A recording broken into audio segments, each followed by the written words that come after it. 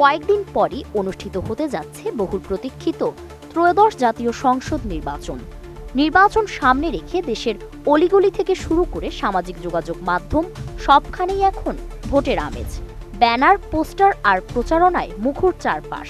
এই নির্বাচনের মাধ্যমে নতুন সরকার বেছে নিতে যাচ্ছে বাংলাদেশের প্রায় 17 কোটি মানুষ। তবে নির্বাচন যতই ঘনিয়ে আসছে ততই বাড়ছে উদ্বেগ। এর অন্যতম কারণ ভুয়া তথ্যের বিস্তার। সবচেয়ে উদ্বেগজনক বিষয় হলো এই ভুয়া তথ্যের বড় একটি অংশের উৎস হিসেবে উঠে এসেছে প্রতিবেশী দেশ ভারতের নাম। অনলাইনে তথ্য বিকৃতির মাত্রা এতটাই ভয়াবহ রূপ নিয়েছে যে তার নিয়ন্ত্রণে একটি বিশেষ ইউনিট গঠন করতে হয়েছে সরকারকে। বিশেষ করে এআই দিয়ে তৈরি ছবি ও ভিডিও পরিস্থিতিকে আরও জটিল করে তুলেছে। এই ভুয়া তথ্যের বড় একটি অংশ ছড়ানো হচ্ছে বাংলাদেশের সংখ্যালঘু সম্প্রদায়ের উপর হামলার অভিযোগকে কেন্দ্র করে। বাংলাদেশের মোট জনসংখ্যার প্রায় 10% অমুসলিম, যাদের অধিকাংশই হিন্দু। এই বাস্তবতাকে ব্যবহার করে দাবি করা হচ্ছে দেশে হিন্দুরা হামলার শিকার হচ্ছেন। তবে পুলিশের পরিসংখ্যান বলছে ভিন্ন কথা।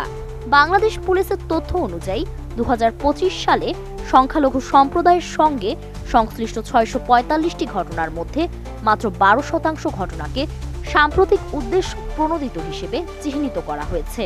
যুক্তরাষ্ট্র ভিত্তিক গবেষণা সংস্থা Center for the Study of Organized Hate জানিয়েছে 2024 সালের আগস্ট থেকে 2026 সালের জানুয়ারি পর্যন্ত বাংলাদেশে হিন্দু গণহত্যা দাবি করে 7 লাখের বেশি পোস্ট শনাক্ত করা হয়েছে।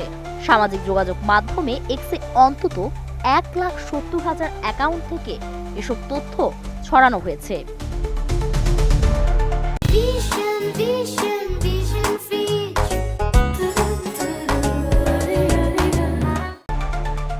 প্রতিষ্ঠানটির প্রধান রাকিব নায়েক বলেন, তারা ভারত থেকে পরিচালিত একটি সমন্বিত ভুয়া তথ্য প্রচারণা শনাক্ত করেছেন। তার মতে এসব কন্টেন্টের 90% বেশি এসেছে ভারত থেকে। বাকি অংশ যুক্তরাজ্য, যুক্তরাষ্ট্র ও কানাডায় থাকা কিছু হিন্দু জাতীয়তাবাদী নেটওয়ার্ক। ফরাসি বার্তা সংস্থা এএফপির ফ্যাক্ট চেক টিমও এমন অনেক ভুয়া ভিডিও শনাক্ত করেছে, যেগুলো হাজার হাজার বার শেয়ার হয়েছে। এর মধ্যে রয়েছে এআই দিয়ে তৈরি একটি ভিডিও, যেখানে এক নারী যার একটি হাত নেই বিএনপিকে ভোট না দেওয়ার আহ্বান জানান।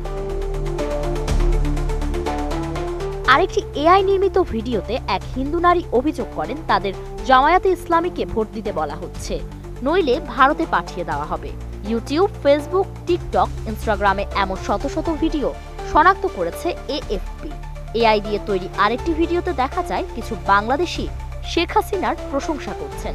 নির্বাচন কমিশনের পক্ষ থেকে বলা হচ্ছে, অনলাইনে বিপুল ভুয়া কন্টেন্ট নিয়ন্ত্রণ করা একটি নিরবিচ্ছিন্ন চ্যালেঞ্জ, কারণ এদেশের মানুষের মধ্যে তথ্য যাচাইয়ের সচেতনতা খুব বেশি নেই।